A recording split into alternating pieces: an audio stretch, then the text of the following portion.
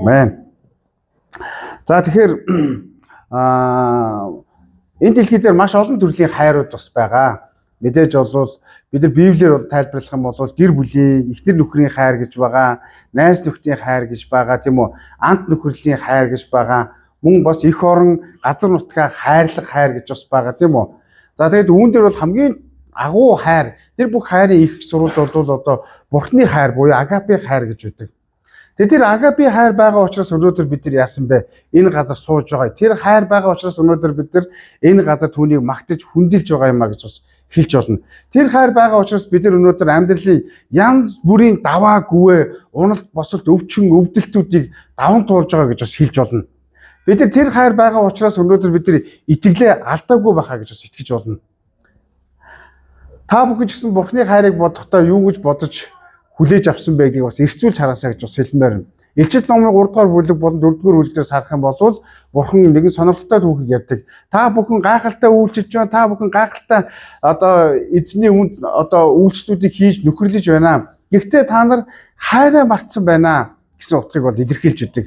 Хайр байхгүй бол бүх хийж байгаа зүйлүүд чинь хоосон байх болно. Миний хувьд гэсэн бас сайн биш, жихүүдэс болно гэж хэлсэн байдаг. Тийм учраас Есүс юу гэж хэлсэн бэ гэхээр хайргүй хийж байгаа бүх зүйлүүдийг чи би яана гэж хэлсэн байлаа. Гэ гаргана гэж хэлсэн байдаг ч тийм үү? Өөлчиж гаргана гэж хэлсэн. Тийм учраас Бурхны хувьд юу хамгийн чухал вэ гэхээр хайр чухал юм а гэж. Хайр чухал юм. За ямар хайрыг ярьж байгаа вэ гэхээр бид нар заримдаа Христэд итгэдэг мөртлөө чуулганд явдаг мөртлөө Бурхны талаар ойлгодог мөртлөө итгэлийн амьдралын замнал донд хайрыг буруу ойлгосоос болоод итгэлээр унах, бас өөрийгөө шархлуулах, бусдыг шархлах, өвдөх, бас итгэлийн амьдрал донд Бурханд гомдлого бусдад гомдлого тохиолдол их байж идэг. Өөрийгөө хайрлах тэр үн цэнүүдийг гэсэн бас буруу ойлгох үед бас байж идэг. Яагаад гэвэл хайр болвол Библийн ярьж байгаа Бурхны хайр болвол ямар нэгэн мэдрэмж бол биш юм аа. Энэ бол Бурхны сонголт гэж хэлж болно. Сонголт гэж хэлж болно.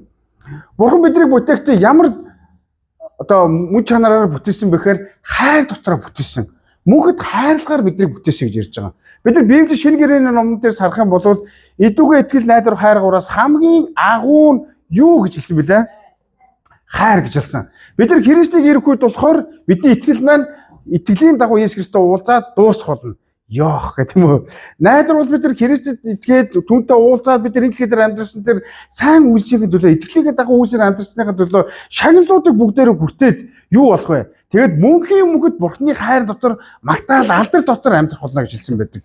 Тийм учраас Бурхны хайр бол хизээж дуусахгүй юм аа. Амен. Амен.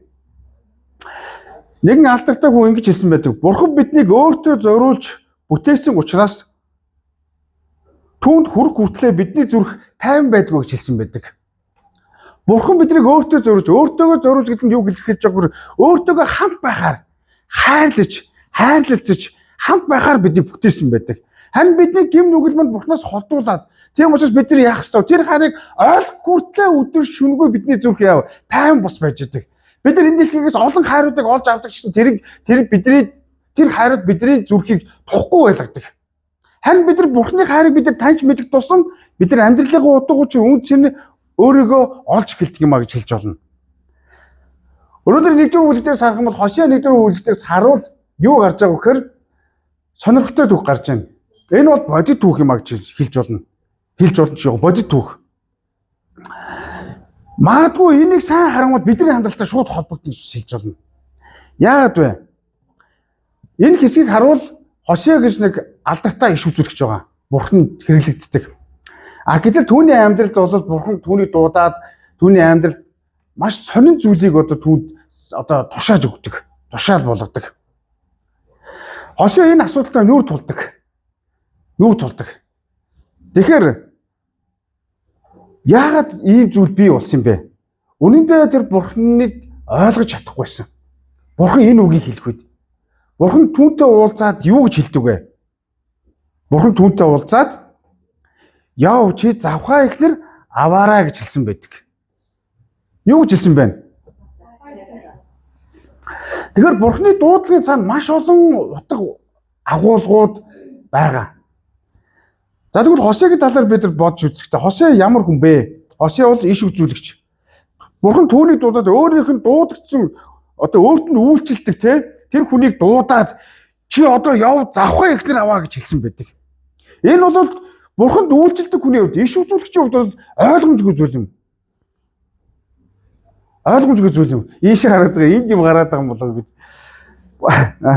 Ойлгомжгүй зүйл юм. Ойлгомжгүй зүйл. Яагаад вэ? Тухайд бол иш үзүүлэгч нар бол бурхны үгийг аваад дамжуулдаг хүмүүс байдаг. Гэхдээ бурхны үгийг аваад гим нүгэлтэй юм уу, бурхнаас урвж байгаа юм уу, худал амьдарч байгаа ч юм уу, бурхнаас ирэх ёстой тэр үгнүүдийг дамжуулдаг иш үзүүлэгч юм баггүй. Иш үзүүлэгч гэдэг нь бурхны үгийг бусдад бурхны ард түмэнд дамжуулдаг хүн, зуучлагч хүн байгаа байхгүй. Харин Библийн иш үзүүлэгчдүүд дунд Хосеад бол маш сонирхолтой байдлаар бурхан яасан бэ? Харилцааг түүнд одоо зааж өгсөн байгаа. Тэр нь юу вэ? Тэр нь юу вэ гэхээр бурхан зөвхөн чи үгээрээ биш, бас үйлдэлээрээ, амьдралаараа харуул гэж Хосеад яасан бэ? Нэг тушаалыг өгсөн байдаг. Тэр нь юу гэхээр чи явж завхаа ихнэр аваа гэж хэлсэн байгаа. Яагаад иш үзүүлэгч нар хүртэл ийм байдалд хүртэл бурхан хүртэл ийм байдалд хүртэл одоо тэр хүнийг ийм одоо оруулж байгаа гэдэг нь бол тухайн үеийн итгэгчнэрийн нөхцөл байдал, бодит байдал нь бол маш ноцтой байдалд орсныг бол тодорхойлж байгаа гэсэн утгатай зүйл юм. Маш ноцтой байдалд орсон. Хүчнээ бурхан үгээ хэлээд байхад хүртэл тэд нар яасан бэ? Ойлгохгүй болцсон гэсэн утгатай зүйл юм. Хичнээн бурхан үгээ хэлээд байхад тэд нар бурханы үгийг тоохгүй болцсон гэсэн утгатай зүйл юм. Хичнээн бурхан тэдэд хайр халамж тушаал захирамжаа би та нар бол миний ард түмэн гэж амлалтаас ахаад байхад бурханы ард түмэн сонсоогүй шиг амьдарч ирсэн учраас яасан бэ? Иш үзүүлэгчийн Хосеаг дуудаад чи яваад завхаа ихнэр аваа гэж хэлсэн байдаг. Завхаа ихнэр. Тэгвэл Хосеагаар төлөөлөж юу илэрхийлж байгаа вэ гэхээр Хосеагаар төлөөлөж бурхныг төлөөлөж харин завхаа ихнэрээр болохоор хийм шүтээнд орсон хүмүүсийг тодорхойлж байгаа. За бид нар ишлэгийг 2 дугаар ишлэгийг харцгаая. Эзэн анх Хосеагаар дамжуулан айлт хүйдээ Хосеод эзэн хэлэхдээ яв завхаа ихнэр авч завхаарлаас хүүхдүүдтэй бол. За тэгээд энийг зүүрлэлийг одоо гаргаж байна. Учир нь энэ нутаг эзнийг орхисноор үлэмж завхаарлыг үлдэж байна гэж хэлсэн байгаа. Үлдэж байна гэж хэлсэн байгаа. Үлдэж байна. Хосеагод бол энэ маш хэцүү даалгавар. Яагаад гэвэл өөрөө ямар ч асуудалгүй нэгэн байсан. Харин бурхан түүнийг сайн хүдээ суулгахын оронд завхаа хүдээ суу гэж хэлсэн байгаа. Тэгэхээр энэ бол тийм амар зүйл бол биш. Түүний хувьд тэр бидэнтэй л адилхан хүн, бидэнтэй л адилхан зүрхтэй мэдээж сайн хүдээ суухыг хүсэж байсан баг. Харин бурхан юу гэж хэлсэн бэхээр түүнийг золисон. Чи завхаа эмэгтэйтэй яв завхаагийн хүүхдүүд төрүүлээ гэж хэлсэн байгаа. Энэ бол бурханы хүмүүс бурханд итгэдэг мөртлөө зүрх сэтгэл нь амьдрал нь бурханаас холдсон хүнийг ярьж байгаа гэсэн. Төлөөлүүлж байгаа гэсэн утгатай зүйл юм.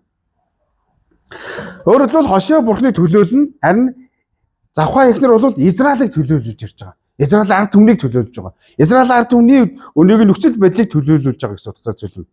Гэхдээ бид нар түүхийг өршөөж харах юм бол Хосеа гэрэлсэн, харин хамт амьдэрсэн. Тэр орхиж болох байсан ч гэсэн тэр бурхны тушаал байсан учраас юу болсон бэ? Дуулууртай байсан гэж хэлж болно. Дуулууртай байсан. Гэсэн ч гэсэн Гомер юу болсон бэ? Нөгөө эмэгтэйтэй суусан. Нөгөө эмэгтэй юу болсон бэ? Хүүхдтэй болсон. Хүүхдтэй болсон. Дахиад яасан бэ? Хүүхдтэй болсон. Эрдэмтэд энийг судлахдаа юу гэж хэлж байгаа вэ? Гомерт эхлээд бол Гомертэй гэрэлсний дараа Израиль төрсөн гэж ярьждаг. Тэр үед болохоор бурхан өөрийнхөө амлалтыг одоо сануулж байгаа гэсэн утгатай зүйл юм. Нээхүү буюу 2 дугаар хаад номон дээр Израилийн ард түмэнд Израиль гэдэг газар цус хүндий болтлоо хядууж ирсэн хэсэг. Харин бурхан өөрийн ард түмнийг аварна гэсэн утгыг энд илэрхийлж байгаа. Бурхан өөрийнхөө ард түмнийг зовоос хүмүүстэй тооцоо гэсэн тэр амлалтыг энд илэрхийлж ирсэн. Тэгээд яасан бэ? Израиль гэж нэрлээрэй гэж хэлсэн. Өөрөөр хэлбэл бурхан яасан бэ? Амлалтаа өөрийнхөө ард түмэнд сануулж байгаа гэсэн утгатай зүйл юм. Израиль гэж хүүгээр нь дамжуулаад. Харин дараа нь юу болсон бэ гэсэн чинь дахиад хүүхдүүд төрүүлсэн. Лохами гэж нэрлсэн тийм үү? Дараа нь өөр бас нэг хүүхэд төрүүлсэн. Эдгээр эрдэмтэд юу гэж хэлж байгаа? Энэ яг Хосеагийн хүүхэд мөн үү биш үү гэж эргэлзээтэй байдаг. Яа тэгвэл тэр эмэгтэй ямар хүн бэлээ? Завхаа эмэгтэй гэж ярьж байгаа. Завхаа эмэгтэй. Тийм учраас ах トゥ нар энүүгээр дамжуулаад бид нар юу ойлгож болох вэ? Өнөөдөр бид нар бурхан дуудагдсан ч гэсэн бид нар амьдрал дээр бурханаас зүрх сэтгэл маань хол байгаа биш үстэй гэдэг асуулт гарч ирж байгаа. Хосеагийн бол маш их өвдөлтийг мэдэрсэн. Маш их хууралтыг мэдэрсэн. Олон хүмүүс гэсэн Хосеаг хараад яасан бэ? Арайчтай очиж илмүүтээ суугаад ах юм байхдаа яадаг юм бэ гэж хүмүүс бодож ирсэн баг. Бүхэл өдөр бурхны хүн ийм завхаа хүнтэй суугаад ахтаа яадаг юм бэ гэж магадгүй бодсон баг. Хосегийн хувьд бол маш их хүнд мэдрэмжүүдийг төрсөн баг. Гэхдээ юу вэ? Тэр дуулууртай байсан. Бурханд дуулууртай байсан. Бурхан дуулууртай байсан. Бурхан дуулууртай байсан.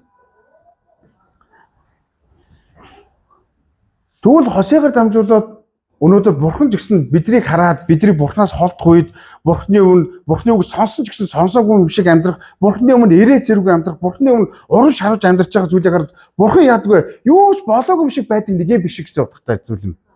Тэр бас өвддөг байхгүй юу? Тэр биднийг хараад яасан бэ? Шаналдаг байхгүй юу? Тэр биднийг хараад зүгээр сууж чаддгүй нэгэн байхгүй юу? Тийм учраас Хосегаар дамжуулаад өнөөдөр юуг бидэнд илэрхийлсэн бэ? Би чамайг хайрласаар байгаа шүү гэдгийг илэрхийлж байгаа юм. Хосеод эхнэр нь өөрөөс нь урвсан ч гэсэн Хосео орхиогүй. Өнөөдөр бидний амьдралын зорилго хүнхээр Бурхан дуудагдсан. Дуудагдсан бол Хосеоор дамжуулаад юуг бидэнд бас давхар илэрхийлж байгаагаар дуулууртай байдлыг. Дуулууртай байдлыг. Та Бурханд үнэнч вэ нөө? Таны зүрх үнэхээр Бурханд үнэнч вэ нөө? Таны сүнслэг байдал, таны үг гэл харилцаа хандлага Бурханд үнэнч вэ нөө гэдгийг харах хэрэгтэй утгатай юм. Өнөөдөр хүмүүс урвж болно. Хүмүүс Бурханаас холдож болно. Таны нүдэн дээр хүмүүс ч гэсэн Бурханыг хуурж болно. Гэхдээ түүнээс илүү та Бурханд үнэнч вэ нөө?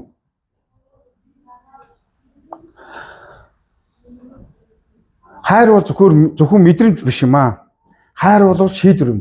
Бурхан шийдвэр гаргасан. Бидийг Эхлэл номон дээр гим нүгэл үйлдэх үед Бурхан шийдвэр гаргасан. Гэхдээ тэр үед гаргасан шийдвэрээ тэр үргэлжлүүлэн хийсэн. Христийг биднэр лүү илгээнэ гэжэлсэн байдаг. Тэгвэл Бурханы шийдвэр хизээ бий болсон бэхээр намайг бүтээх үед намайг энэ дэлхий дээр мэдлэхээс өмнө би чамайг хайр дотор бүтээнэ гэжэлсэн байдаг. Тийм учраас хүмүүс хэрэгж итгэдэг мөртлөө чуулганд явж байгаа ч гэсэн итгэлийн амьдралаар явж байхдаа хайр болол мэдрэмж шиг гэдгийг маш их сонс судаг мөртлөө амьдрал дээрээ юу вэ? Мэдрэмжээрээ хөдөлгдөж байдаг. Орчин нөхцлөөсөө өдөржүүлж байдаг. Хайр болол сонголт юм аа. Бурхны хайр болол сонголт байсан. Хосеа маш хэцүү байсан ч гэсэн тэр яасан бэ? Бурхны хайрын дотор сонголтыг хийсэн. Тэр дуулууртай байдлыг сонгосон. Өнөөдөр Бурхан биднийг сонгосон. Есүс Христээр дамжуулаад биднийг аварсан. Есүсийг шигсэн та нар бодж үзээрэй. Тэр Бурханы дуулууртай байсан. Гэхдээ тэр маш хүнд байсан баха. Яагаад вэ? Тэр өвчин зовлон, өвдөлт хагцал, гим нүгэлгүй газараас худал хуурмаг, завхаарал, донтолт, өвчин зовлон, үүсгэлэнд газар руу тэр явсан. Есүс хэцүү байсныг бодж үзээрэй. Тийм учраас тэр яолон байж, нулимсаа унган байж залбирсан.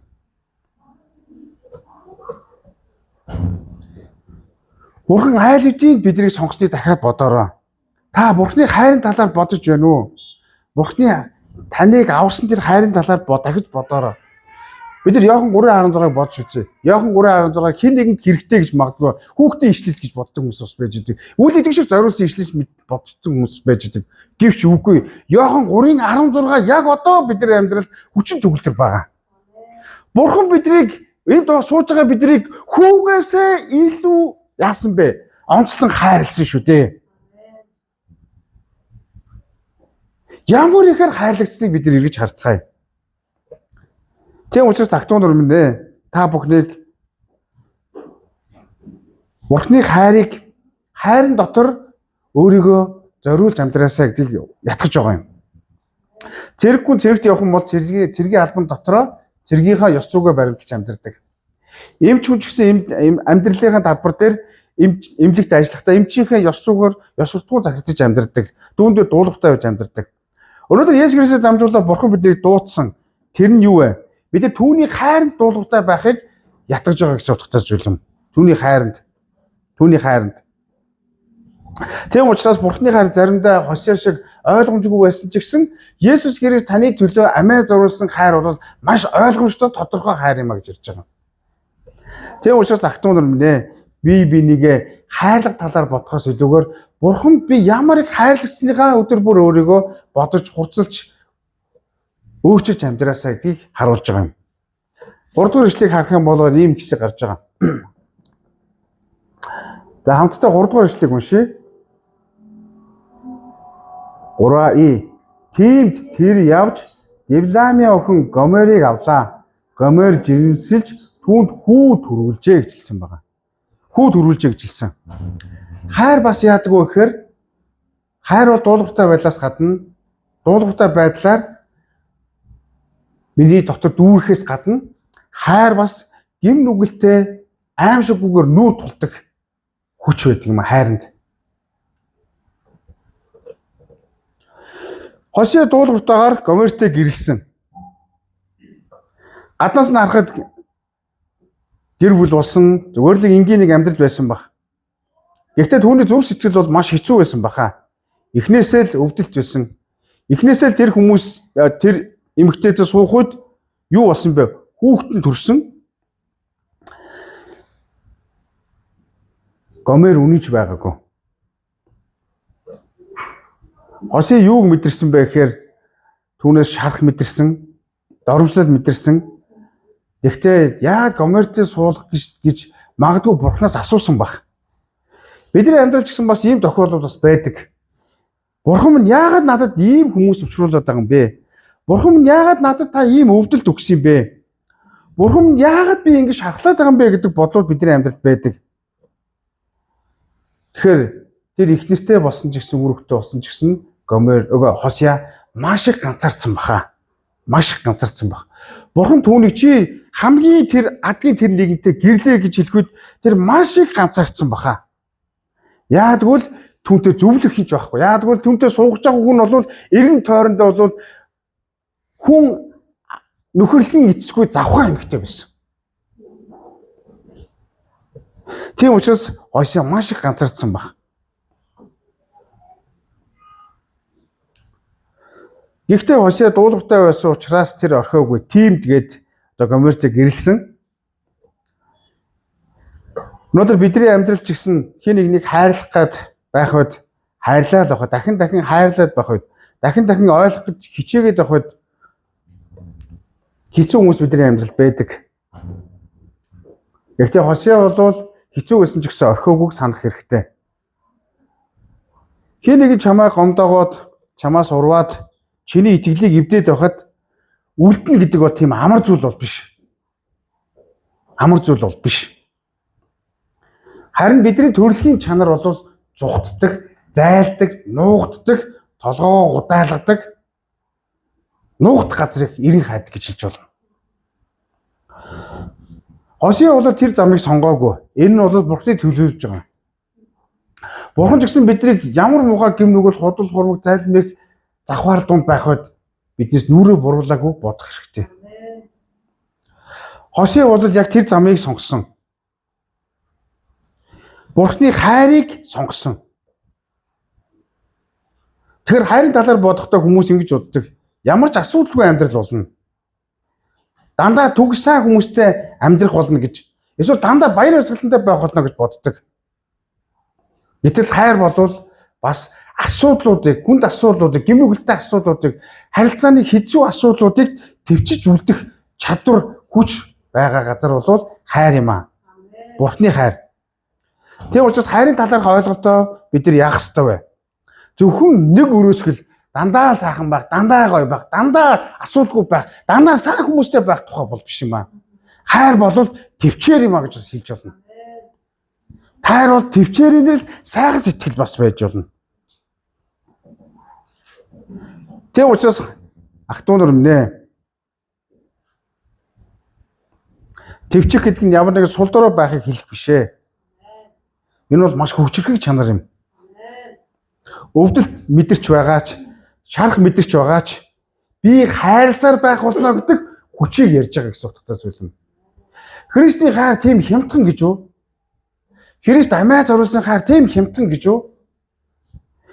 Тэр хайрлахын төлөө, хайрыг бодоор үзүүлэхин төлөө өөрийгөө үхэлсэн юм. Өөрийгөө зориулсан юм аа. Асуулт байна. Өнөөдөр бидний гэр бүл цорилтууд байна уу? Намайг зовоож байгаа асуудлууд байна уу? Өнөөдөр бидний найз нөхөрлөлд намайг зовоож байгаа асуудлууд бас байна уу? Итгэлийн замд ч гэсэн бас эргэлзээ тэнэгэлзээнүүд таны амьдралд байна уу? Бид нар иймэрхүү асуудлууд гарахад бүгдээрээ ч байх уу те. Энэ асуудлууд бол бүх хүмүүст л тохиолддог зүйл. Ганцхан танд тохиолдоод байгаа зүйл бол биш. Харин та ямар сонголт шийдвэр хийж байгаа үед нь маш чухал юм. Та хайраар тисэж давж үлдэж өгнө гэдэг л асуулт юм. Энэ асуулт байгаа гэж хэлж болно. Тэгэхээр ах トゥ нар өмнө сохроор төвчээл гэсэн үг бол биш юм аа. Боддоор төвчих хэрэгтэй. Боддоор тисэж үлдэх хэрэгтэй. Тэгжээж эцэст нь ялах болно гэж хэлж болно. Тэгвэл бид нар яаж боддоор төвчих вэ? Тухайн асуудлуудыг тухайн хүмүүсүүдийг харилцааны асуудлуудыг ойлгохын тулд яах ёстой вэ? Та Бурхны зүрх сэтгэлийг ойлгож иж хүмүүсийг харна гэсэн утгатай зүйл юм. Агуу хүмүүсээс асуухаар ийм үг өгдөг. Яаж энэ олон мянган хүмүүсэд ийм олон жил итгэлийн амьдралаар та явж чадсан бэ гэхээр Есүсийн тушаалыг хэлдэг. Тэгэхээр Бурхныг хайрл, дараа нь өөрийн адил хөршийг хайрлаа гэж хэлсэн байдаг. Бид нар Бурхны хайрыг сайн мэдэхгүй ойлгож бодож тунгааж Бурхны хайран дээр зог тусаж чадахгүй юм бол энэ чадваргүй байх юм бол бид нар өөрийгөө хайрлах хувийн хичээсэн хайран дээр бид нар амьдралаа удирдуулах болно. Тийм учраас ах トゥ нар нэ Бурхны хайр 2000 гаруй жилийн өмнө Есүс Христийг бидний төлөө загалмаа дээр цовлоод тэр өдөр ноцоод асаад унтарсан зүйл бол биш юм аа. Тэр хайр нь одоо нэг ч унтраагүй бидний өмнө яг харцаа буруулалгүй байсаар байгаа юм аа. Тийм учраас бусдыг харахтаа бид нар Бурхны хайраар харыг бол Бурхан эхлээд таныг ямар их хайраар хайрласныг мартахгүй байх нь бидний итгэлийн амьдрал маш чухал хүч юм а гэж хэлж болно. Та хэн нэгнийг ойлгохыг оролдож хичээж байна уу? Эсвэл өөрийгөө л хамгаалахыг хичээж байна уу? Миний хариу үйлдэл хайр дээр сүрлж байна уу? Эсвэл шарах, уур хилэн гэмт үйлдэл дээр тулгуурлаж байна уу? Эдгээр зүйлүүд нь миний сэтгэл хөдлөл мэдрэмжээс хамаарах зүйл бол биш. Эдгээр хариу үйлдэлүүд бол сонголт шийдвэр байх ёстой. Бурхны хайрын сонголт шийдвэр байх ёстой. Тийм учраас хайрын талаар бид нар хэд хэдэн зүйлийг бас эргцүүлцгээе. Та бусдыг ойлгохдоо залбирдаг уу? Нэг ч залбирал хийгээгүй төсвөр төвчээр бол ундаг юм аа. Та өнөөдөр энэ газар сууж байгаа таны төлөө хин нэгэн хүн нус нулимсаа гаргаж залбирсны үр дүн баха. Бид нар ч гэсэн бас яах ёстой вэ? Хайрыг бусдад хайраар хандахын тулд хэцүү хүмүүстэй хайраар хандахын тулд яах ёстой вэ? Нэгдүгээр нь залбирах ёстой. Залбирал таныг төсөв төвчээрд хүргэх болно. Яг тэгвэл хайрлах хүч надаас гардгүй юм. Бурхнаас ихтэй юм аа. Мөн хайрлна гэдэг нь юу илэрхийлж байгаа вэ? Бүгдийг нь хүлээн зөвшөөрөх гэсэн үг бол биш. Худал хуурмаг, зайлмэгтэй буруу зүйлийг хажуугаар нь өнгөрүүлээ чимээгүй өнгөрүүлдэг зүйлийг хайр гэх зүйл биш юм аа. Харин яах ёстой вэ? Би чамайг хайрлаж байна. Гэхдээ би энийг бол энэ буруу зүйлийг хүлээн зөвшөөрөхгүй гэдэг нь бол хайр байхгүй юу? Хайр байхгүй юу? Тийм учраас үннийг хэлж чаддаг байх нь хайр юм. Өнгөрсөн удаа та бүхэнд ярьсан. Бид нар хайрлаж гин гэж яриад өөрөө уур хилэнгээр өөрийгөө зөвтгөж бусдад яах вэ? Буруу зүйлийг зөвтгөж үний юм шиг болгож буруу хайрыг хэрэгжилж байна. Тийм учраас ах トゥ нар Бурхны үнэт мэс чанар дотор буруу зүйл байгаа бол бид нар түүнийг эсэргүүцэх ёстой. Би энэ талаар жишээ та бүхэнд их зөндөө ярьжсэн баг. Жишээд би найзууд дундаа байх үед зарим нь бол ууж идэл янз бүрийн яриа шалиг янз бүрийн яриа ярих үед би тэр дунд яах ёстой вэ? Бид нар найз нөхөрлөл байж болно. Гэхдээ би энэ зүйлийг хүлээж зөвшөөрөхгүй гэж ярих нь бол юуг ярьж байгаа вэ? Тэднийг хайрлах, хайраа зөвөр илэрхийлж байгаа шалтгаан юм гэж ярьж байгаа. Мөн хайр бол төр зүрийн одоо мэдрэмжээс ялгаатай зүйл юм аа. Зарим хүмүүс тэр төр зүрийн мэдрэмжийг юу вэ? Зүхтах, нуугдах, иймэрхүү зүйлээр аргацаадаг. Чимээгүй байж байгаа гарч ирээд юу ч болоогүй юм шиг гар барьдаг. Энэ бол уучлаарай хайр биш. Хайр биш юм аа. Энэ бол хайр бол шийдвэр юм аа. Энэ хүн ямар ч хүн байсан ч гэсэн би түүнийг хайрлах болно гэж. Гэрэлсэг осууч гэсэн амлалт өгдөн шүү тийм үү? Би чиний бүхий л амьд чамаагаа бүхий л амьдралын турш сайн муу өвчтөе зовлонтой тийм үед би чамааг хайрлах болно гэж хэлсэн байдаг. Есүс ч гэсэн бас биднийг тэгж хайрласан шүү дээ. Тийм учраас хэцүү зүйл тулгараад нуугдаа зүхтаад алга болоод тийм үү? Энэ тэнд ороод ямар нэгэн өгний ард нуугдах биш. Та бүхэн яах ёстой вэ? Нүүр тулах ёстой. Нүүр тулах ёстой. Энэ бол хайр юм аа. Өөрөөр шийдвэр гэсэн утгатай зүйл юм. Би энэ үнийг хэцүү байсан ч гэсэн хайрлал халамжлана гэсэн шийдвэрийг ярьж байгаа гэсэн утгатай зүйл юм. Мөн хайр бол уучлалгүйгээр бас урагшилдаггүй юм аа. Уучлал гэдэг нь зөвхөн мартна гэсэн үг бол биш. Бүх зүйл хэвийн болно гэсэн утгатай зүйл бол биш. Харин тэр хүний буруу зүйлийг, буруу үйлдэлийг бурханд өргөх явдал юм. Бурханд өргөх явдал юм. Тийм учраас бид нар бусдын талаар буруу үйлдэлүүдийг зүрхэндээ тэгээд хизээ нэгэн цагт өшөөгөө авнаа. Хизээ нэгэн цагт яг гаргаж ирээд яах ёстой вэ? Чи өмнө тэгжсэн шүү дээ гэж дахиж тэр хүн рүү нэлцэх үед бас байж байгаа. Чи өнгөрсөн удаа энийг хийжсэн шүү дээ дандаа ярьдаг хүмүүс бас байж байгаа. Харин бид нар өшөө авалтыг хинт өгөх ёстой вэ? Бурханд өргөх ёстой юм аа. Ингэх юм бол бид нар яах ёстой вэ? Тэр хүмүүсийг боломжуудыг олгож өгч хайр дотор нэгдэх болно гэж ярьж байгаа. Тийм учраас хайр болвол мэдрэмж биш сонголт буюу шийдвэр юм аа. Хажуу найзтай хэлцгээе. Хайр бол шийдвэр юм аа гэж хэлцгээе.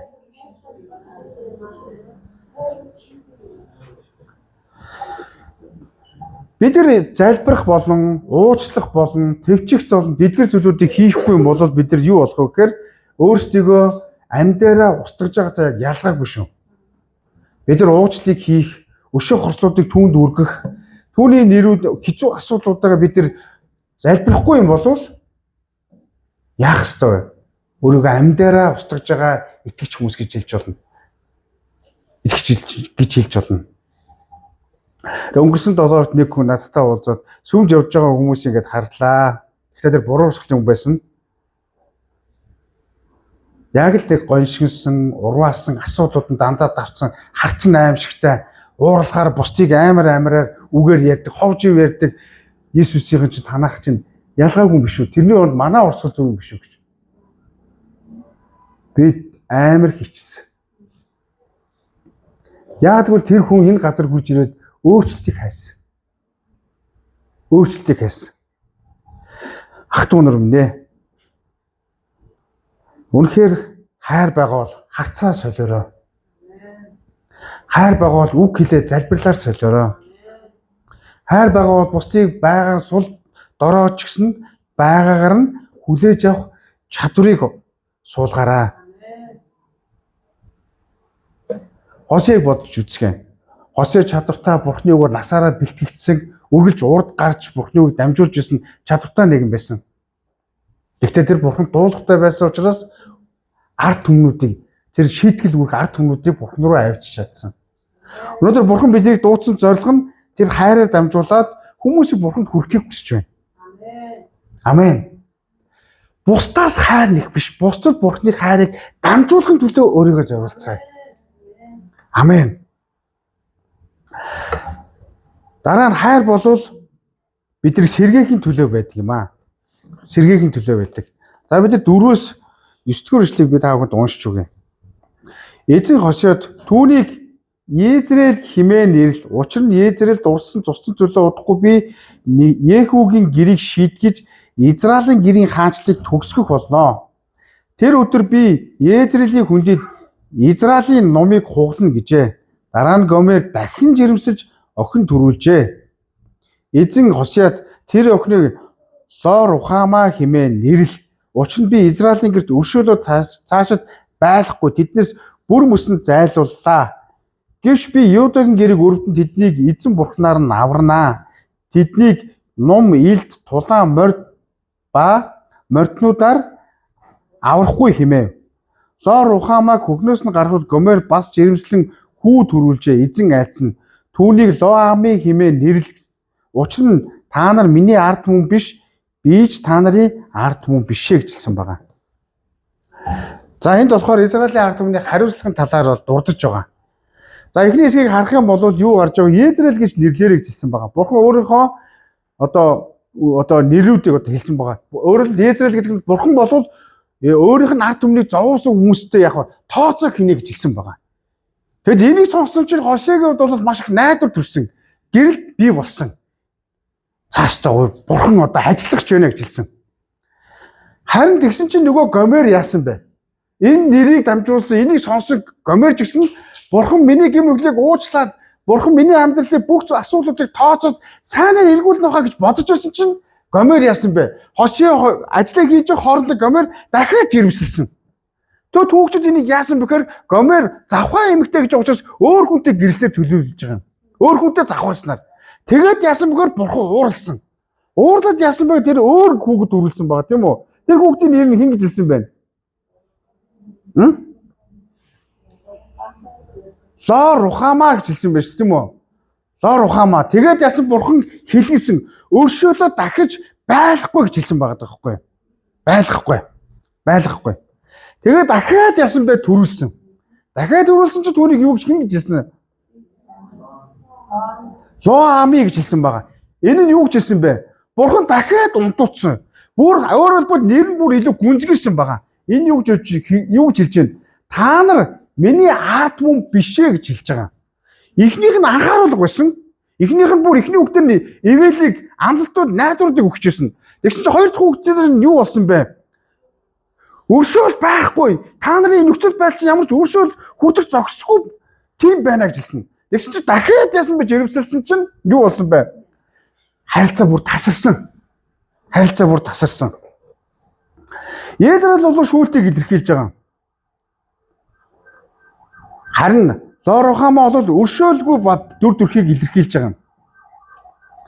Харин Лоами бол ард түмэн бишээ гэж Бурхантай харилцаа бүр тасарсныг тодорхойлж байгаа.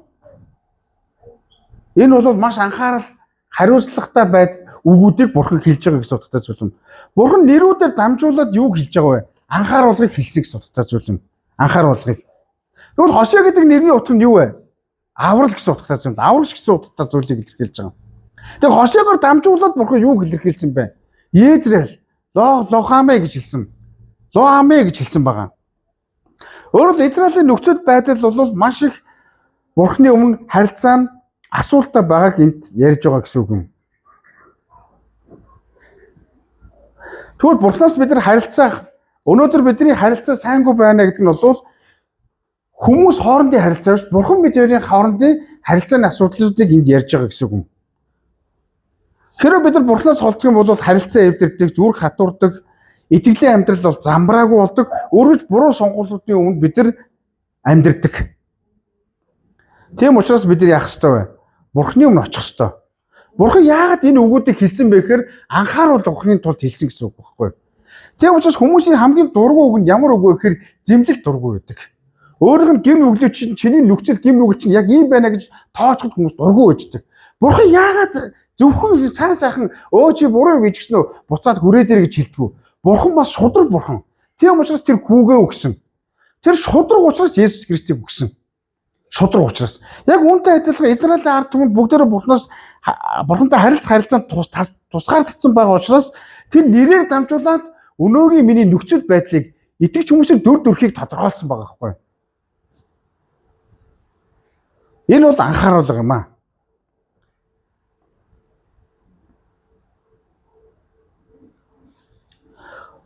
Тэгэхээр бид нар Бурханы тэр хатуу үгэнд, Бурханы тэр зэмлэл үгэнд, Бурханы тэр сануулж байгаа үгэнд бид нар үл тоох биш, харин яах ёстой вэ? Бурхан намайг энэ үгээрээ дамжуулаад буцаж ирүүлэхийн тулд юм а гэдэг тэр хайрыг та бодоосаа гэж бас хэлмээр байна. Бидний эцэг үр хүүхдээ зэмлэхдээ яадаг вэ? Хайрын төлөө зэмлэдэг шүү дээ. Буруу зүйл хийгдэн буруу зүйлүүдээс биднийг аврахын тулд зөв амьдруулахын тулд зэмлэдэг шүү дээ. Тийм учраас бурхан нэг талыг биш, бурхан шудраг бурхан юм аа гэж утгатай зүйл юм. Тийм учраас бурхан заримдаа бидэрт анхааруулж байгаа, зэмлж байгаа үгүүд нь бол цаад утгатай болвол түүний хайр байгаа юм аа гэж ирж байгаа. Өөрөлдөө нэрүүлэхийн тулд бид боломжуудыг олгож өгөхийн тулд бурхан яах вэ? Бид нар заримдаа хатуу үгүүдийг хэлдэг юм аа. Харин бид нар хатуу үгээс болоод зүхтдэг, нуугддаг, холддог, бас нөгөө ямар нэгэн өөр газруудыг ирж хайдаг. Тийм учраас бурханы хатуу үгийн цаана түүний хайр байгаа шүү гэдгээс хэлмээр байна. Монголчууд ярьдаг шүү дээ. Халан гатраа гаднаа хайрна. Яг тэр шиг юм да. За тэгээ бид нар үргэлжлүүлээд дуусгая. 10:11 дээр ингэсэн. Гэсэн ч Израилийн хүүгүүдийн тоо далайн гэлс мэд хэмжээшгүй агаад тоошгүй байх болно. Та нар миний ард түмэн биш гэж тэдэнд айлцсан газарт тэд та нар амьд бурхны хүүгүүд гэгдэх болно. Юудагийн хүүгүүд Израилийн хүүгүүд цугдарч өөрсдөө нэгэн тэргүүн хамтдаа томилно. Тэд тэр газарт л дэвжин учир нь Израилийн өдөр агуу байх болно гэж хэлсэн байгаа. Өмнөх хэсгээр харах юм бол Израилийн ард түмэн бүгдээрээ бурхнаас миний ард түмэн биш ямар ч өршөөлгүй гэдэг нэрүүд авцсан байсан. Өөрөлдвөл яг дүр төрх нь бол тэгж хэлж байгаа. Израилийн ард түмэн итгэлээр унсан үеийг бол тодорхойлж байгаа. Гэхдээ бурхан юу гэж хэлсэн бэ?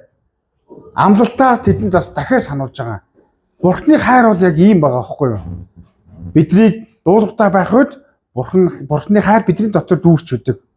Биднийг өөрчилж өгдөг, бус хүмүүсийг өөрчилж өгдөг. Мөн бурханы хайр юу вэ?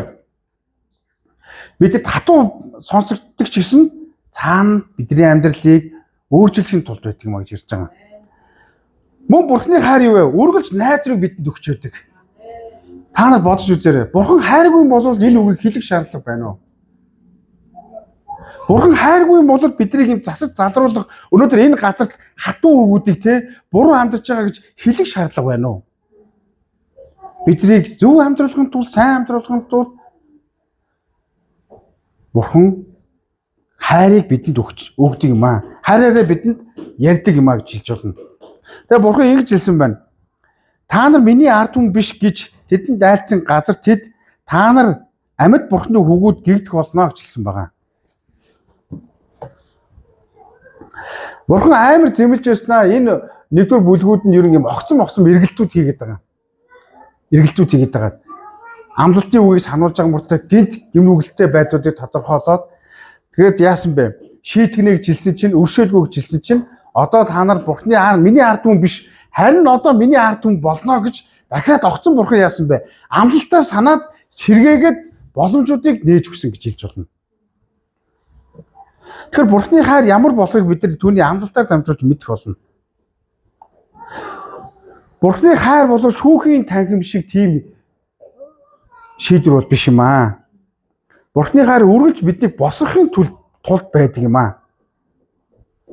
Чи буруудаа гэж бурхан хэлээд биднийг орхитгүй. Харин би чамайг дахин босгоно гэж бурхан амлалтаараа дамжуулж биднийг сэргээдэг юм аа. Тийм учраас Израилийн ард түмэн эцсийн өдөр нэгдэх болно гэдэг юмд ярьж байгаа. Тэгээ бүгдээрээ Христийн өмнө бүгдээрээ эм нэгдэлтэй байх болно гэж ярьж байгаа. Ах トゥ нар өмнө бид нар Христээр дамжуулаад Бурхны хүүхэд болсон.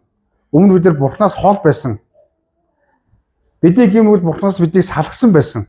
Харин загалмаа дээр гүйл явдал биднийг Бурхантай нэгдүүлсэн. Яваа 1:12 дээр хэлсэн тийм үү? Түүний хүлээн авсан болон Бурхны хүүхэд болох эрхийг Бурхан бидэнд өгсөн. Амен. Өнөөдөр бид нар хэний хүүхдүүд вэ? Бид нар бол Бурхны хайрын хүүхдүүд юм аа. Чи өнөөдөр өөрийгөө би хитрхи хол явсан. Би олон удаа унсан. Бурхан намайг мартсан баха. Бурхны хайр надаас холдсон баха гэж та магадгүй бодож болно. Тэгвэл өнөөдөр Бурхан бидэнд хэлж байна. Чамайг мартсан биш, буцаа чамайг дуудаж байна. Чи миний ард түмэн, миний охин биш. Харин чи миний хүүхэдээ гэж тодорхойлж байна. Тэгэд Бурхан сүүлийн хэсэгтэр ингэж хэлсэн байгаа. Юудагийн хүүгүүд Израилийн хүүгүүд цугларч өөрсдөө нэгэн тэргүүн хамтдаа томилноо.